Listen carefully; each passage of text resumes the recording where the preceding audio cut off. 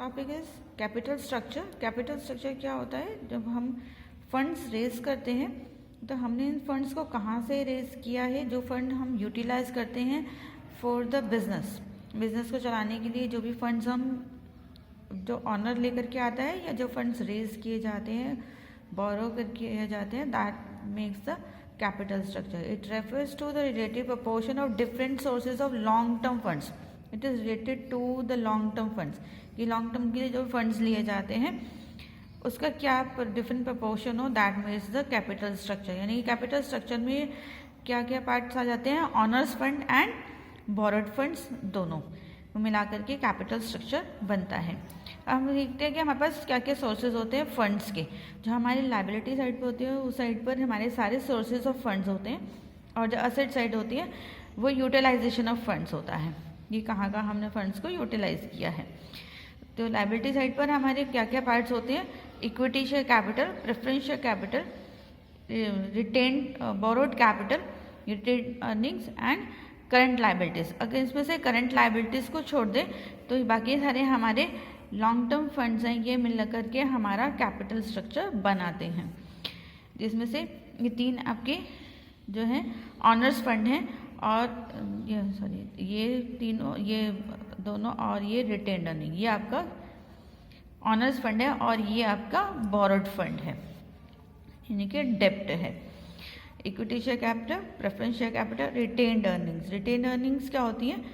अपनी अर्निंग में से जो पैसा डिस्ट्रीब्यूट नहीं किया in the form of dividend, in the form of वो जो है प्रॉफिट का वो हिस्सा जो कि रख लिया फॉर फ्यूचर यूटिलाइज करने के लिए, that is known as retained earnings. और बोरो फंड क्या होता है? डेब्ट होता है, जो कि उधार लिया बिजनेस को चलाने के लिए। इन सब मिला, ऑनर्स फंड और डेब्ट मिला करके जो है किसी भी कंपनी का कैपिटल स्ट्रक्चर बनता है। अब जो है वो इसमें से कौन से तरह का फंड जो है वो ज़्यादा रेज करें, ये किस पर डिपेंड करता है? कॉस्ट पर और रिटर्न पर, कि कितना उनको रिटर्न मिलना है और कितनी जो है वो कॉस्ट है। मान लीजिए अगर मान low cost of raising fund जो है बहुत ज़्यादा है और रिटर्न जो है वो एक्सपेक्टली जो है वो भी उनको ठीक ठाक अगर ऐसे ही रिटर्न मिल रहा है, तो हमें क्या उनको किसके लिए जाना चाहिए? बोरो फंड के लिए, क्योंकि बोरो फंड की कॉस्ट जो है वो कम पड़ती है, और इसकी जो equity share capital, preference share capital, इसकी कॉस्ट हमेशा ज़्यादा पड़ती है, क्योंकि उन्हें जो है इसके लिए प्रोस्पेक्टस इशू करने पड़ते हैं, कोई एक जो बैंकर होगा वो अपॉइंट करना पड़ता है, और उसके बाद शेयर्स इशू किए जाते हैं। तो it takes time and it's a lengthy process, तो कॉस्ट जो है हमेशा ज़्यादा पड़ती है। तो ऐसे सिचुएशन में अगर कॉस्ट कंसिडरेशन है तो they must go to the डेब्ट। और रिटर्न जो है वो अगर बोरो कैपिटल पर मान लो उन्हें 10% इंटरेस्ट देना है और जो रेट ऑफ रिटर्न है वो 8% ही है, तो ऐसी सिचुएशन में बोरो करना तो कोई बेनिफिशियल नहीं है, क्योंकि उन्हें 2% और एक्स्ट्रा ही देना पड़ रहा है। जबकि 1 लाख पर अगर 8% यानी कि 8,000 रिटर्न मिल रहा है और 10,000 देना पड़ रहा है, तो उसका कोई बेनिफिट नहीं होगा और वह बिज़नेस को नहीं चला पाएंगे, वो लॉस फॉर द बिजनेस। तो ऐसे सिचुएशन में equity capital, preference share capital या रिटेन्ड अर्निंग्स का यूटिलाइज किया जाता है, यानी कि इंटरनल ऑनर्स कैपिटल का यूज किया जाना चाहिए। तो ये डिसीजन लेकर के यही मिल करके क्या बनाते हैं? कैपिटल स्ट्रक्चर बनाते हैं।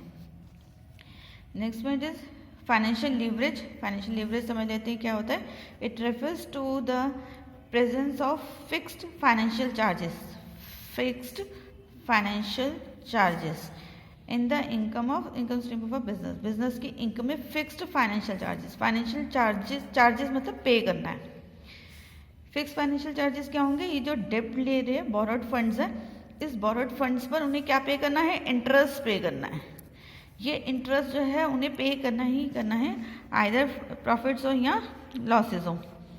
तो ये जो है फिक्स्ड फाइनेंशियल चार्जेस बन जाते हैं, जो कि उन्हें पे करने होते हैं। ये क्रिएट करते हैं financial leverage. This is known as financial leverage. कि ऑनर्स कैपिटल के साथ साथ क्या इंक्लूडेड है? डेब्ट इंक्लूडेड है, और वो उसकी इनकम में फिक्स्ड फाइनेंशियल चार्जेस जो है वो क्रिएट कर रहा है।